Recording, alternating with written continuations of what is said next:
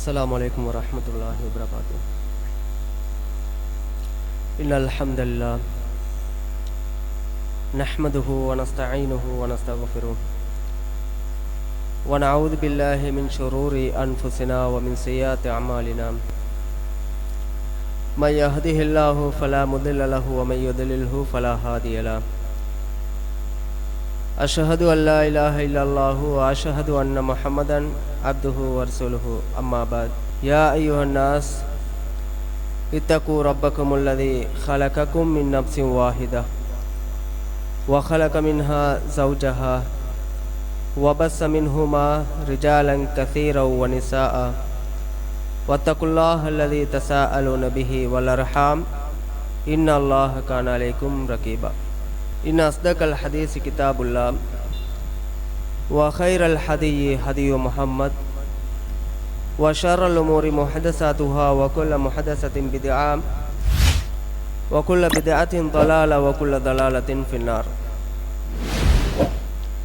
எல்லா புகழும் ஏக இறைவன் அல்லாஹ் ஒருவனுக்கே உண்டாகட்டுமாக.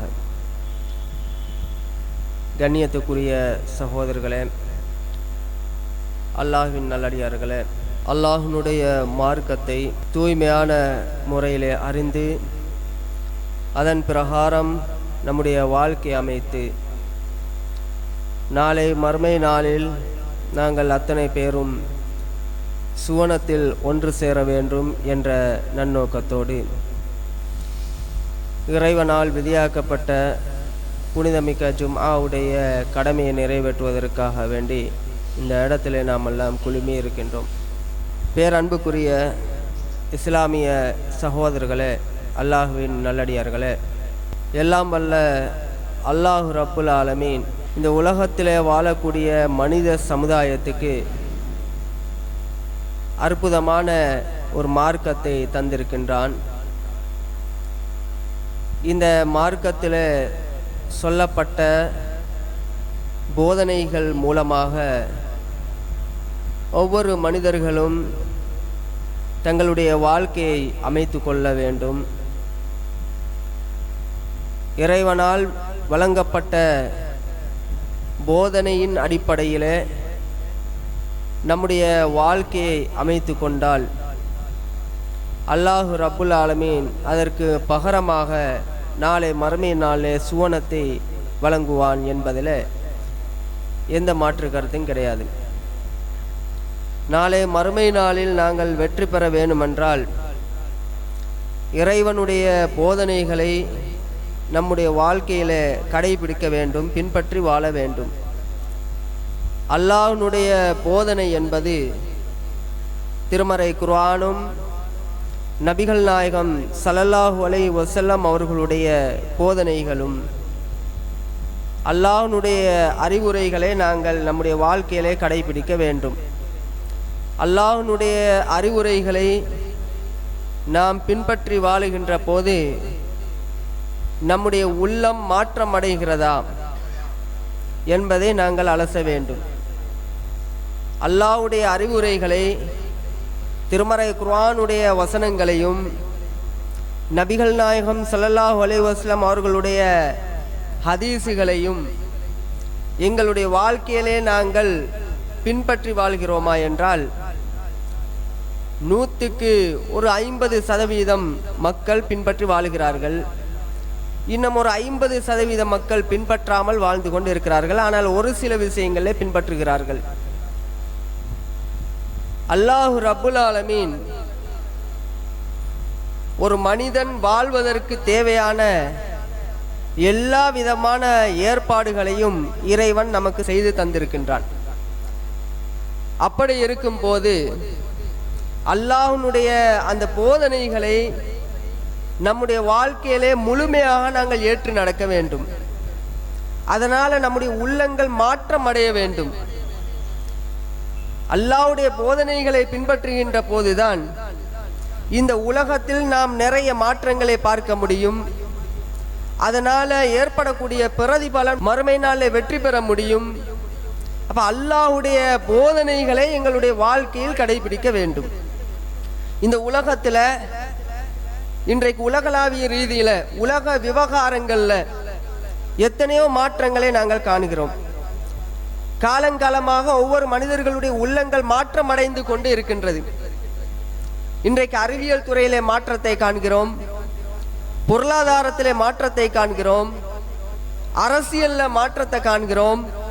இப்படி உலக விவகாரங்களிலே நாளுக்கு நாள் மாற்றங்கள் ஏற்படுத்தி கொண்டு இருக்கின்றது. அப்ப உலகத்தில் எப்படி எங்களுடைய உள்ளங்கள் மாற்றம் அடைகிறதோ, அல்லாஹ்வுடைய விவகாரத்தில, ஆன்மீக விடயத்தில, மறுமை சம்பந்தப்பட்ட விவகாரத்தில எங்களுடைய உள்ளம் மாற்றம் அடைகிறதா? சாதாரணமாக அறிவியல்ல மாற்றம் அடைகிறதுன்னு சொன்னால், உலகத்திலே புத்தகத்தை படிப்போம், உலக விவகாரங்களை அறிந்து கொள்வதன் மூலமாக அதிலிருந்து மாற்றம் காணுகிறோம். பொருளாதாரத்திலே மாற்றம் அடைகிறோம், அரசியல்ல மாற்றம். இன்றைக்கு அரசியல்ல எந்த அளவுக்கு மாற்றம்? அரசியலுக்கு போனால் என்ன செய்யலாம், அரசியல்ல எப்படி சம்பாதிக்கலாம், அரசியல்ல எப்படி காலடி எடுத்து வைப்பது, இது போன்ற சிந்தனைகள் ஒரு சிலருக்கு ஏற்பட்டதன் விளைவு எப்படி இருக்குது என்றால் அதுல மாற்றம் காண்கிறோம். அப்ப இப்படி எல்லா உலகத்தில எல்லா விடயங்களிலும் நாளுக்கு நாள் மாற்றம் அடைகிறன்னு சொன்னால், சமீபத்தில் பார்க்கிறோம் சோசியல் மீடியாக்கள்ல ஒரு சிறு பையன் உலகத்துக்கே லெக்சரா இருக்கிறாரு. உலகத்துக்கு லெக்சர் பண்ற அளவுக்கு ஒரு சிறிய ஒரு பையன் மாற்றம் அடைந்தன்னு சொன்னா, அவனால உலகத்தில் மாற்றம் அடைய முடியும் என்றால், உள்ளம் மாற்றம் பெறுதன்னு சொன்னால், எங்களால் மார்க்க விடயங்களில் ஏன் மாற்றம் பெற முடியாது? உலகத்திலே சில மாற்றங்களை பார்த்தால் அதற்கான கூலி உலகத்திலே கிடைத்துவிடும். ஆனால் நாம் அல்லாஹ்வுடைய விவகாரத்தில், மார்க்க விவகாரத்தில் நம்முடைய உள்ளங்களை மாற்றம் அடைய வைக்கிறோமா? நம்முடைய உள்ளம் மாற்றம் பெறுவதற்கு நாம் கையாள வேண்டிய வழிமுறை என்ன? திருமறை குர்ஆனை புரட்டி படிப்பதும், ஹதீஸை படிப்பதும், சொல் வழியால ஹதீசுகளை கேட்பதும், மீடியாக்கள் வழியாக ஹதீசுகளை, குர்ஆன் ஹதீசுகளை, அல்லாஹ்வுடைய போதனைகளை படிப்பது, இது போன்ற வழிமுறைகள்ல நாங்கள் குர்ஆனை படிக்கின்றோம். ஆனால் அப்படி படித்தாலும் கூட நம்முடைய உள்ளம் மாற்றம் அடைகிறதாம். அல்லாஹ் ரப்புல் ஆலமீன் சொல்லுகிறான், நம்முடைய உள்ளம் மாற்றம் பெறுவதற்கு நாம் என்ன கையாள வேண்டும் என்றால், குர்ஆனை படிக்கணும், திரும்ப திரும்ப திரும்ப திரும்ப படிக்கணும். ஒரு முறை படிச்சுட்டு அப்படி மூடி வைக்கிறதல்ல. பயானை கேட்பதாக இருந்தாலும் அதை நாம் திரும்ப திரும்ப கேட்க வேண்டும். திரும்ப திரும்ப கேட்கின்ற போதுதான் உங்களுடைய உள்ளம் மாற்றம் பெறும் என்று அல்லாஹ் ரப்புல் ஆலமீன் சொல்கிறான். ஃபதக்கிர் ஃபைன்ன ذிக்ரா தன்ஃபவுல் முஃமினீன். மூமின்களுக்கு நீங்கள் அல்லாஹ்வுடைய போதனைகளை திரும்ப திரும்ப சொல்லிட்டே இருங்க. அப்படி சொல்லிக்கொண்டே இருந்தீர்களே ஆனால் அது அவர்களுடைய உள்ளங்களை மாற்றம் ஏற்படுத்தும், அவர்களுக்கு பயனளிக்க கூடியதாக இருக்கும் என்று இறைவன் சொல்லுகிறான். இன்னொரு இடத்துல அல்லாஹ் எப்படி சொல்கிறான் என்றால், 50வது அத்தியாயத்தினுடைய 37வது வசனத்திலே அல்லாஹ் சொல்லுகிறான், இன்ன ஃபீ ذالிக லذிக்ரா லிமன் கான லஹு கல்புன் அவ் அல்கஸ்ஸம. அல்லாஹ் சொல்லுகிறான், இந்த இறைவனுடைய போதனைகள்ல, குர்ஆனுடைய வசனத்திலும் ஹதீஸ்களிலும் மூமின்களுக்கு நிறைய பயனளிக்க கூடியதாக இருக்கிறது. இன்ன ஃபீ ذالிக லذிக்ரா, அவர்களுக்கு படிப்பினையை ஏற்படுத்தும், உள்ளங்களை மாற்றி அமைக்கும்.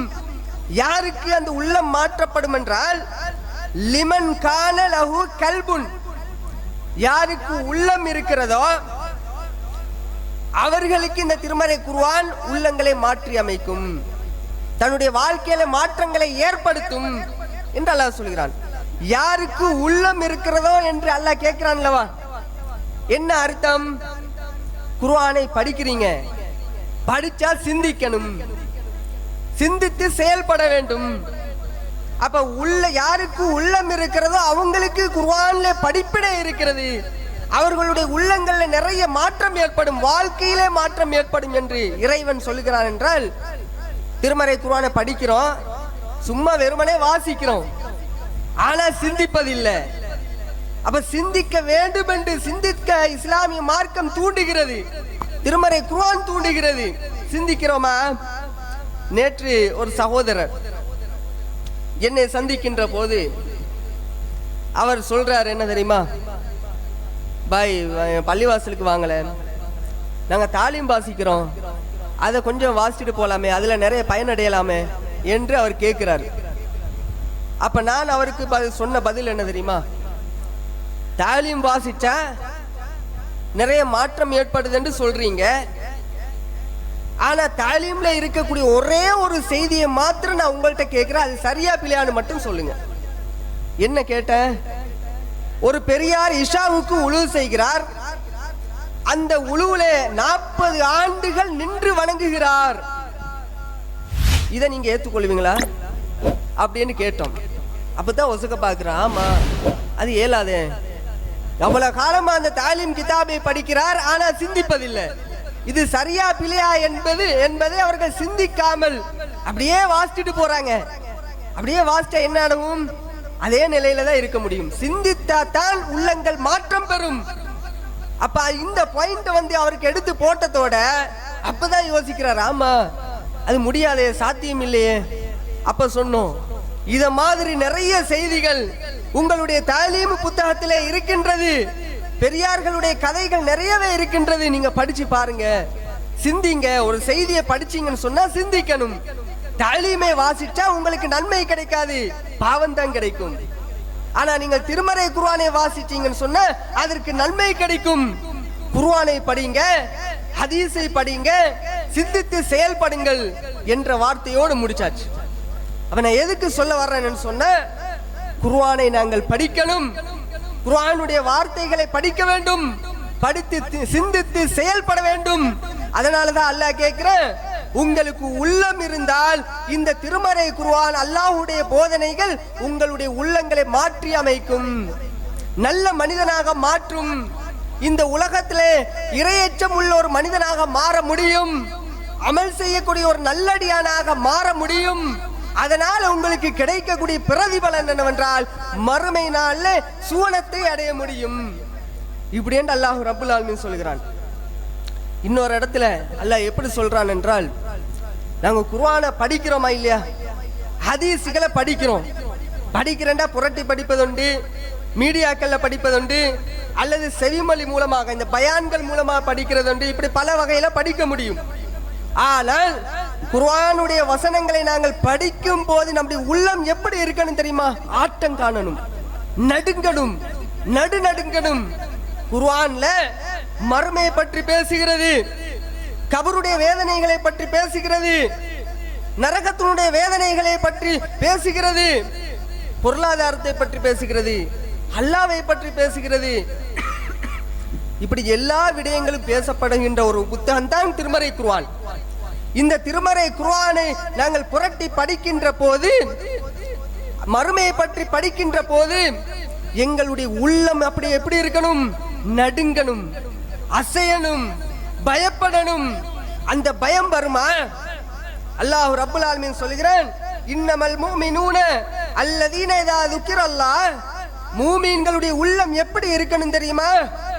அல்லாஹ்வுடைய வசனங்கள் சொல்லப்பட்டால், அல்லாஹ்வை பற்றி பேசப்பட்டால், மறுமையை பற்றி பேசப்பட்டால், வஜிலத் குலூபுஹும், அவர்களுடைய உள்ளங்கள் நடுநடுங்கும்.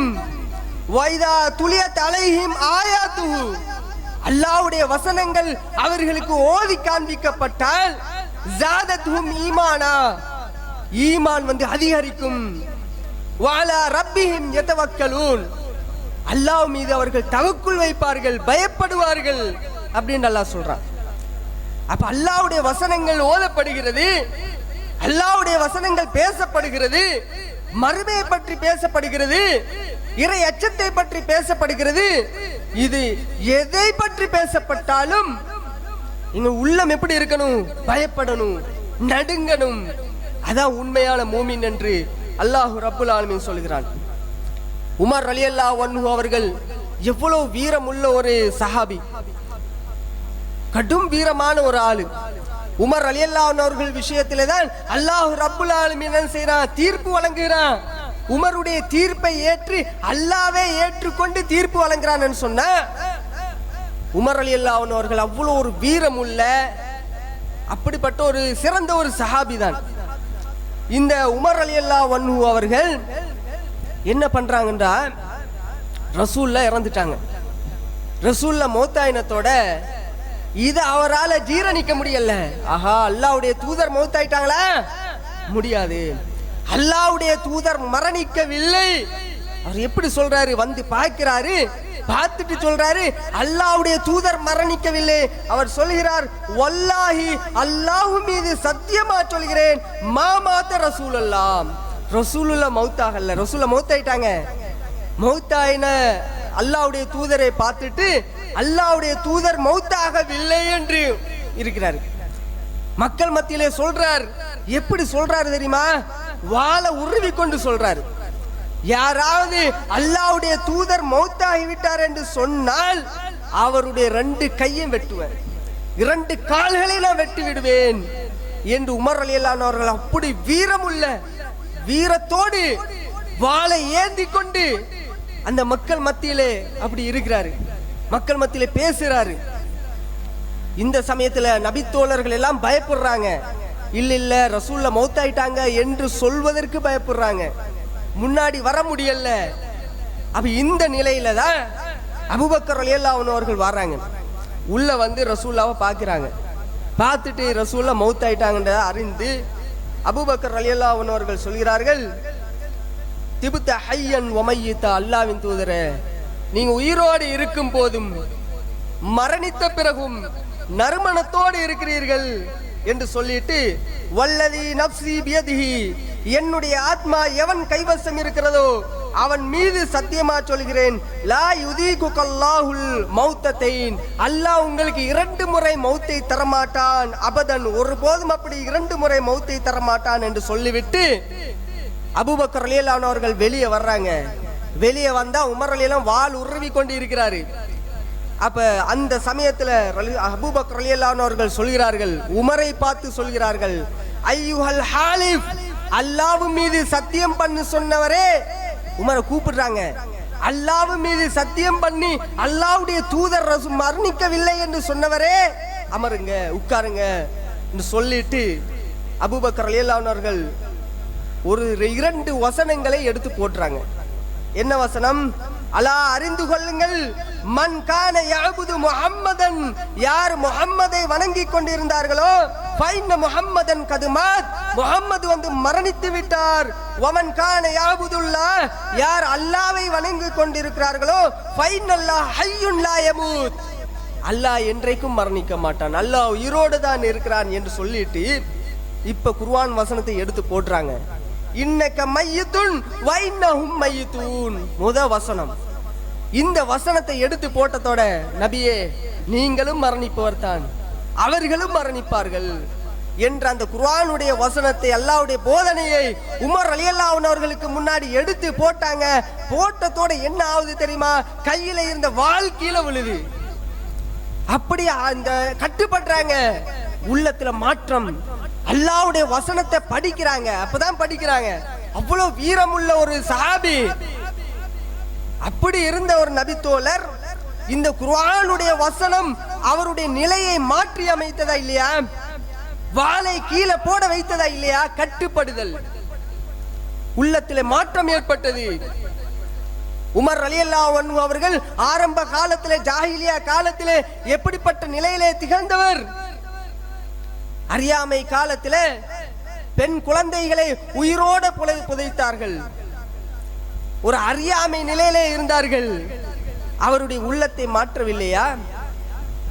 அன்பார்ந்த சகோதரர்களே, அறியாமை காலத்திலே மக்களுடைய நிலை, சஹாபாக்கள் இஸ்லாத்தை ஏற்றுக்கொண்டதற்கு பிறகு மதுபானத்தை வைத்து குடித்துக் கொண்டிருந்தார்கள், போதையிலே ஈடுபட்டு கொண்டிருந்தார்கள். அபூ தல்ஹா ரலியல்லாஹு அன்ஹு அவர்கள் ஒரு சிறந்த ஒரு சஹாபி. அபூ தல்ஹாவுடைய வீட்டிலே தான் போதைகள், மதுபானங்கள் உற்பத்தி செய்யப்படுகிறது. அபூ தல்ஹாவுடைய பணியாளராக அனஸ் ரலியல்லாஹு அன்ஹு அவர்கள் இருக்கிறார்கள். அந்த நிலையில மதுபானத்தை அல்லாஹ் ஒரே அடியாக ஹராம் என்று சொல்லவில்லை. இஸ்லாத்தை ஏற்றுக்கொண்டும் மதுபானத்தை குடித்தார்கள், போதையிலே ஈடுபட்டார்கள். அல்லாஹ் ரப்புல்லானுடைய முதல் கட்டளை அதை குடிக்காமல் இருக்கலாமே, அதை தவிர்ந்து கொள்ளலாமே நபிகள் நாயகம் சொல்கிறார்கள். பிறகு போதையோடு பள்ளிவாசலுக்கு வருவார்கள், தொழுகையிலே ஈடுபடுவார்கள். போதையில தொழுகையில ஈடுபடுவதை அல்லாஹ் ரப்புல் ஆலமீன் தடுக்கிறான். யா அய்யுஹல்லதீன ஆமனு, ஈமான் கொண்டவர்களே, லா தக்ரபுஸ் ஸலாஹ், நீங்க தொழுகைக்கு வராதீர்கள். வாந்தும் சுகாரா, போதையாக இருக்கும்போது மதுபானத்தை குடித்துவிட்டு பள்ளிவாசலுக்கு வராதீங்க. இப்படி ஒரு தடை. ஆனா மதுபானம் ஹராமாக்கப்படல. அந்த டைம்லும் கூட மதுபானம் ஹராமாக்கப்படவில்லை. ஆனா போதையோட பள்ளிவாசலுக்கு வராதீங்க. அதுக்கு பிறகுதான் அல்லாஹ் ரப்புல் ஆலமீன் மதுபானத்தை தடை செய்கிறான். இந்த தடை உத்தரவு வந்த மாத்திரத்தில் நபிகள் நாயகம் ஸல்லல்லாஹு அலைஹி வஸல்லம் அவர்கள் என்ன செய்யறாங்கன்னா, ஒரு பணியாளரை கூப்பிட்டு அவரிடத்துல சொல்லி அனுப்புறாங்க, மதுபானம் தடை செய்யப்பட்டு விட்டது, ஹராமாக்கப்பட்டு விட்டது, இதை மக்களுக்கு போய் அறிவித்தல் செய்யுங்க என்ற செய்தியை ஒருவரிடம் கூப்பிட்டு, ஒரு அழைப்பாரை கூப்பிட்டு அவரிடத்துல சொல்லி அனுப்புறாங்க. அவர் என்ன செய்யறார் என்றால் அபூ தல்ஹாவுடைய வீட்டுக்கு போறாங்க. ஏனென்றால் அபூ தல்ஹாவுடைய வீட்டுல தான் மதுபானம் உற்பத்தி செய்யப்படுது. அங்க போயிட்டு நபிகள் நாயகம் ஸல்லல்லாஹு அலைஹி வஸல்லம் அவர்கள் சொன்ன மெசேஜை எத்தி வைக்கிறாங்க, அல்லாஹ்வுடைய போதனையை எத்தி வைக்கிறாங்க. கது ஹர்ரிமத் மதுபா இன்னல் ஹம்ர கது ஹர்ரிமத், மதுபானம் தடை செய்யப்பட்டு விட்டது என்ற அந்த போதனையை எத்தி வைத்த மாத்திரத்தில் அபூ தல்ஹா ரலியல்லாஹு அன்ஹு அவர்கள் என்ன செய்யறாங்க தெரியுமா? அனஸை கூப்பிடுறாங்க. அனஸ் ரலியல்லாஹு அன்ஹு அவர்கள் தான் பணியாளர் ஆகிறாங்க, எல்லாருக்கும் சப்ளை பண்றதே அவர் தான். அவரை கூப்பிட்டு சொல்றாங்க, அனஸே, மதுபானம் தடை செய்யப்பட்டு விட்டது, இதற்கு பிறகு மதுபானம் எங்களால் குடிக்க முடியாது, போதை இனிமேல் கூடாது, இந்த வீட்டிலே போதை இருக்க கூடாது, எல்லா போதைகளையும் எல்லா மதுபானத்தையும் கொட்டி விடுங்கள் என்று சொல்கிறார்கள். அனஸ் ரலியல்லாஹு அன்ஹு அவர்கள் வீட்டிலே இருந்த அத்தனை மதுபானங்களையும் கொட்டி விடுகிறார்கள். அந்த மதுபானம் மதீனாவுடைய பாதைகளிலே ஓடுகிறது. அப்ப உள்ள மாற்றம் ஏற்படுத்தியதா இல்லையா? திருமறை குர்ஆனுடைய வசனம், அல்லாஹ்வுடைய போதனை அந்த தோழருடைய உள்ளத்திலே மாற்றம் வந்ததா இல்லையா? மாற்றம் வந்த நேரத்தில் உடனுக்குடனே அதை நடைமுறைப்படுத்தினார்களா இல்லையா? உமர் ரலியல்லாஹு அன்ஹு அவர்கள் எப்படி உடனுக்குடனே நடைமுறைப்படுத்தினார்களோ, கட்டுப்பட்டார்களோ, அது போன்று அபூ தல்ஹா ரலியல்லாஹு அன்ஹு அவர்கள் உடனுக்குடனே கட்டுப்பட்டார்களா இல்லையா? இன்னும் சொல்வதா இருந்தால் அபூ தல்ஹா ரலியல்லாஹு அன்ஹு அவர்கள் எந்த அளவுக்கு இறைவனுடைய போதனைகளுக்கு கட்டுப்படுறாங்கன்னு சொன்னா நமக்கெல்லாம் தெரிந்த ஒரு சம்பவம் தான். ஆனா திரும்ப திரும்ப அதை நாம படிக்கணும். படிப்பதன் மூலமா நாம மாற்றம் அடையணும். அதனால அந்த செய்தியை சொல்கிறேன். அபூ தல்ஹா ரலியல்லாஹு அன்ஹு அவர்கள் ஒரு திருமறை குர்ஆனுடைய வசனத்தை படிக்கிறாங்க. என்ன வசனம்? லன் தனாலுல் பிர்ர ஹத்தா துன்ஃபிகு மிம்மா துஹிப்பூன், தங்களுக்கு விருப்பமான செல்வத்திலிருந்து அல்லாஹ்வின் பாதையிலே தர்மம் செய்யாத வரைக்கும் அல்லாஹ்விடத்திலே நன்மையை பெற முடியாது என்ற வசனத்தை அபூ தல்ஹா ரலியல்லாஹு அன்ஹு அவர்கள் படிக்கிறாங்க. படிச்சுட்டு என்ன பண்றாங்கண்டா, உடனே ரசூலுல்லாஹ்ட்ட போறாங்க. போயிட்டு, அல்லாஹ்வின் தூதரே, அல்லாஹ் தஆலா இப்படி ஒரு வசனம் சொல்லுகிறான், தங்களுக்கு விருப்பமான செல்வத்திலிருந்து தர்மம் செய்யாத வரைக்கும் நன்மையை பெற முடியாது என்று இறைவன் சொல்கிறான். அதனால் எனக்கு ரொம்ப ரொம்ப ரொம்ப விருப்பமான ஒரு செல்வம் என்னுடைய தோட்டம், பைருஹா தோட்டம். பைருஹா தோட்டம் என்று சொன்னாலே ரசூலுல்லாஹ்வுக்கு ரொம்ப விருப்பமான ஒரு தோட்டம். எல்லாரும் விரும்புறாங்க. அந்த அளவுக்கு ஒரு அழகான ஒரு தோட்டம், ஒரு பூஞ்சோலை மாதிரி. உள்ள போனண்டு அந்த பைருஹா தோட்டத்துக்கு உள்ள போனண்டு வைங்களேன், அப்படி ஒரு குளிர்ச்சியா இருக்கும், கண் குளிர்ச்சியா இருக்கும். அதில் இருக்கக்கூடிய தண்ணியை எடுத்து கொடுத்தா கூட அந்த தண்ணி மதுரமான தண்ணியா இருக்கும். ரசூலுல்லாஹி ஸல்லல்லாஹு அலைஹி வஸல்லம் அவர்கள் அந்த இடத்தை அதிகமா விரும்புவார்கள். அப்பப்ப போய் ஓய்வெடுப்பார்கள். இப்படிப்பட்ட நிலையில அபூ தல்ஹா ரலியல்லாஹு அன்ஹு அவர்கள் என்ன செய்யறாங்கன்னா, ரசூலுல்லாஹ்ட்ட வந்து, அல்லாஹ்வின் தூதரே, எனக்கு விருப்பமான தோட்டம் இந்த பைருஹா தோட்டம் தான், இதை நான் அல்லாஹ்வின் பாதையிலே தர்மம் செய்கிறேன், எடுத்துக்கங்க. ரசூலுல்லாஹ் மறுக்கிறாங்க. என்ன பைருஹா தோட்டத்தை தர்மம் செய்ய போறியா? இல்ல இல்ல முடியாது, எல்லாம் வேண்டாம், பைருஹா தோட்டத்தை தர்மம் செய்ய தேவையில்லை, அது லாபமிக்க ஒரு தோட்டமாச்சு, உனக்கு தேவையான ஒரு தோட்டம் தானே, நல்ல தோட்டம் தானே, அதை போய் நீ தர்மம் செய்ய போறியா? ரசூல்ல மறுக்கிறாங்க. அப்ப அவர் சொல்றாரு, அல்லாவுக்கு விருப்பமா, அல்லாவே சொல்ற எனக்கு விருப்பமான செல்வத்திலிருந்து தர்மம் செய்யுங்கன்னு சொல்லி, அதனால நான் என்ன செய்யறேன், எனக்கு விருப்பமான செல்வம் இந்த பைருஹா தோட்டம் தான், அதை நான் தர்மம் செய்கிறேன் என்று அபூ தல்ஹா ரலியல்லாஹு அன்ஹு அவர்கள் தர்மம் செய்கிறார்கள் என்றால், அந்த தோட்டத்தை அல்லாஹ்வுக்காக வேண்டி கொடுக்கிறாங்க என்று சொன்னா, அப்ப அவனுடைய உள்ளம் எந்த அளவுக்கு மாற்றம் ஏற்படுத்தியது. ஒரு வசனம், அல்லாஹ்வுடைய போதனை, அல்லாஹ்வுடைய போதனை தன்னுடைய தோட்டத்தையே தர்மம் செய்யுமாறு தூண்டுகிறது என்று சொன்னால், அந்த நபித்தோழர்களுடைய உள்ளங்களை திருமறை குர்ஆனுடைய வசனங்கள், அல்லாஹ்வுடைய போதனைகள் எப்பேற்பட்ட மாற்றங்களை ஏற்படுத்தியதோ அது போன்று எங்களுடைய உள்ளத்தை மாற்றக்கூடாதா? நாங்க படிக்கிறோம், குர்ஆனை படிக்கிறோம், ஹதீஸ படிக்கிறோம், அது கூடாது இது கூடாது என்று நிறைய விடயங்களை படிக்கிறோம். படிச்சாலும் கூட மாற்றம் காண முடியல. மாற்றம் ஏற்படுத்துவதற்கு நாங்கள் தயாரற்ற நிலையில இருக்கின்றோம். அதே அபூ தல்ஹா ரலியல்லாஹு அன்ஹு அவர்கள் இன்னொரு சம்பவத்தை பாருங்க. அபூ தல்ஹா ரலியல்லாஹு அன்ஹு அவர்கள் தள்ளாத வயதுல ஒரு குர்ஆனுடைய வசனத்தை படிக்கிறாங்க. என்ன வசனம்? 9வது அத்தியாயம் சூரத்து தௌபாவுல 41வது வசனம். இதை எப்ப படிக்கிறாங்கன்னு சொன்னா, தள்ளாத வயது, எழுந்து நடக்க முடியவில்லை, அப்படிப்பட்ட ஒரு தள்ளாத வயதுல அபூ தல்ஹா ரலியல்லாஹு அன்ஹு அவர்கள் இந்த குர்ஆனுடைய வசனத்தை படிக்கிறாங்க. என்ன வசனம் என்றால், இன்ஃபிரு ஹிஃபாஃபன் வ சிகாலன், படைபலம் குறைவாக இருந்த போதும் படைபலம் அதிகமாக இருந்த போதும் அல்லாஹ்வின் பாதையிலே புறப்படுங்கள், வஜாஹிது பிஅம்வாலிக்கும் வஅன்ஃபுசிக்கும் ஃபீ சபீலில்லாஹ், அல்லாஹ்வின் பாதையிலே உங்களுடைய செல்வங்களாலும் உங்களுடைய உயிர்களாலும் நீங்கள் தியாகம் செய்யுங்கள், ஜிஹாது செய்யுங்கள், போராடுங்கள். தாலிக்கும் கைருல் லக்கும் இன் குன்தும் தஅலமூன், நீங்கள் அறிந்தவர்களாக இருந்தால் இதுதான் உங்களுக்கு சிறந்தது என்று அல்லாஹ் ரப்புல் ஆலமீன் சொல்கிறான். இந்த வசனத்தை அபூ தல்ஹா ரலியல்லாஹு அன்ஹு அவர்கள் படிக்கிறாங்க. இப்ப தள்ளாத வயதுல படிச்சுட்டு, இப்ப எல்லா நபித்தோழர்களும் தோழர்கள், அபூ தல்ஹாவுடைய மகன், இவங்க எல்லாரும் என்ன செய்யறாங்கன்னா, ஒரு யுத்தத்துக்கு தயாராகுறாங்க. தயாராகும் போது இவர் சொல்றாரு, மகனை பார்த்து சொல்றாரு, இந்த யுத்தத்துக்கு நானும் வருவேன், எனக்கும் தயார் பண்ணுங்க, நானும் செல்வதற்கு துணிமணிகளை எடுத்து கட்டி சாதனங்களை வந்து ரெடி பண்ணுங்க என்று அபூ தல்ஹா ரலியல்லாஹு அன்ஹு அவர்கள் மகனை பார்த்து சொல்கிறார்கள். அப்ப மகன் மறுக்கிறாங்க. மகன் சொல்றாரு என்ன தெரியுமா, இல்ல நீங்க வர வேண்டாம், உங்களால இந்த யுத்தத்துக்கு வர முடியாது, நீங்க தள்ளாத வயதை அடைஞ்சிட்டீங்க, உங்களால எழுந்து நடக்க முடியல, உங்களுக்கு பகரமா நாங்கள் யுத்தம் செய்கிறோம், நீங்க வீட்டுல இருங்க என்று அவங்க தடுக்கிறாங்க. தடுத்தும் கூட அவர் கேட்கல. இல்ல, யுத்தம் செய்வதற்கோ போராடுவதற்கோ தியாகம் செய்வதற்கு வயது எல்லை கிடையாது. குர்ஆன்ல அல்லாஹ் வயது சொன்னானா?